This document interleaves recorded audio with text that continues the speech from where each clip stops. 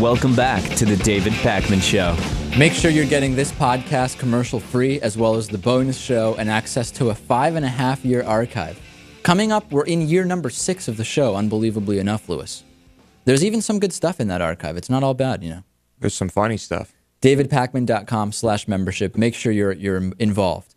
I want to follow up. You know, I rarely do this where I will have one kind of opinion during one show and then afterwards read a lot of the viewer email and then change my mind or strengthen my opinion. We talked about former Nazi John Demjanjuk, who was recently sentenced to 5 years, I believe, in prison. He's 91. His mental and physical faculties are starting to leave him or have been for some time.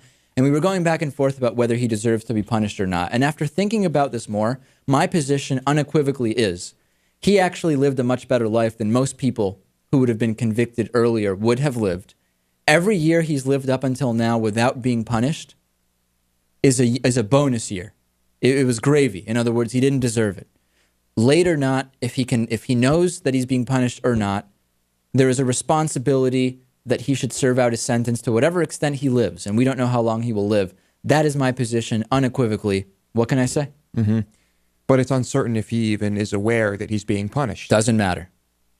Doesn't matter. I think that has to account for something. Nope. No? I don't think so. Well, and his mic will need to be on.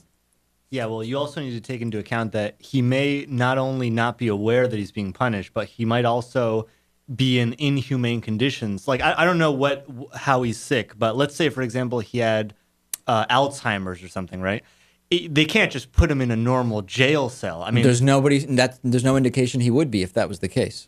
Okay, but what I'm saying is his condition does matter in terms of how he would serve out his punishment. Yes, it would. I'm not suggesting he be put in inappropriate conditions for a sick inmate. So you're saying he should be held in humane but restricted conditions in sort of a punishment. He should be in prison, and if it involves being in the medical ward where it's more of a hospital setting that he can't leave, then that's what it is. And if the punishment were capital punishment, should he be executed?